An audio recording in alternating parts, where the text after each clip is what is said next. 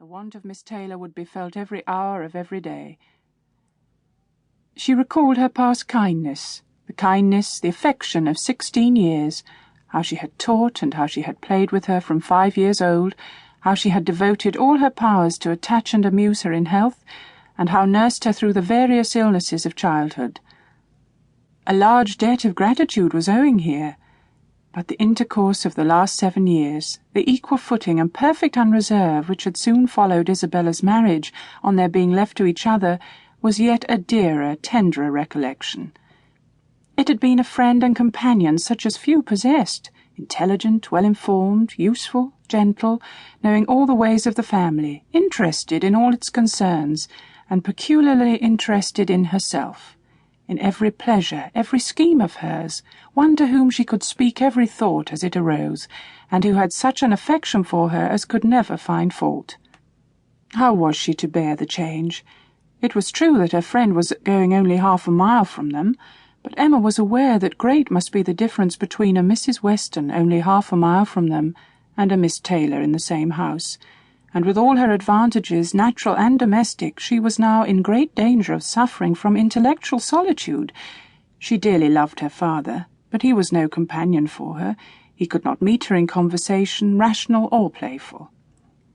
The evil of the actual disparity in their ages, and Mr. Woodhouse had not married early, was much increased by his constitution and habits. From having been a valetudinarian all his life, without activity of mind or body, he was a much older man in ways than in years, and though everywhere beloved for the friendliness of his heart and his amiable temper, his talents could not have recommended him at any time.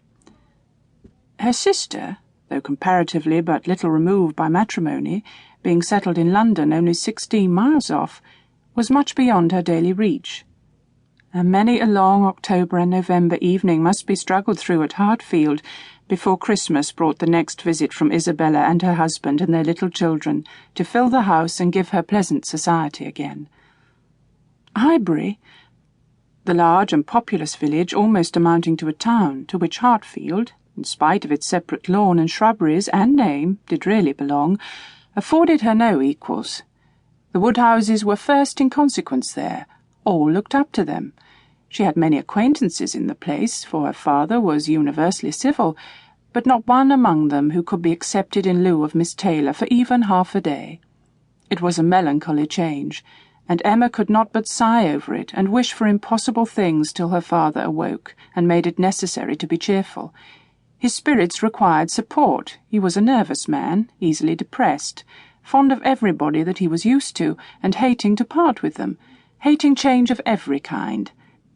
Matrimony, as the origin of change, was always disagreeable, and he was by no means yet reconciled to his own daughter's marrying, nor could ever speak of her but with compassion, though it had been entirely a match of affection. When he was now obliged to part with Miss Taylor too, and from his habits of gentle selfishness, and of being never able to suppose that other people could feel differently from himself, he was very much disposed to think Miss Taylor had done as sad a thing for herself as for them, and would have been a great deal happier if she had spent all the rest of her life at Hartfield. Emma smiled and chatted as cheerfully as she could, to keep him from such thoughts, but when tea came it was impossible for him not to say exactly as he had said at dinner. "Poor Miss Taylor! I wish she were here again. What a pity it is that Mr. Weston ever thought of her." "I cannot agree with you, Papa. You know I cannot. Mr. Weston is such a good-humoured, pleasant, excellent man that he thoroughly deserves a good wife, and you should not have had Miss Taylor live with us for ever and bear all my odd humours when she might have a house of her own." "House of her own? But where is the advantage of a house of her own? This is 3 times as large, and you have never any odd humours, my dear." "How often we shall be going to see them, and they coming to see us. We shall be always meeting." "We must begin. We must go and pay our wedding visit very soon." "My dear, how am I to get so far? Randalls is such a distance, I could not walk half so far." "No, Papa, nobody thought of your walking. We must go in the carriage, to be sure." "The carriage? But James will not like to put the horses to for such a little way. And where are the poor horses to be while we are paying our visit?" "They are to be put in Mr. Weston's stable, Papa. You know we have settled all that."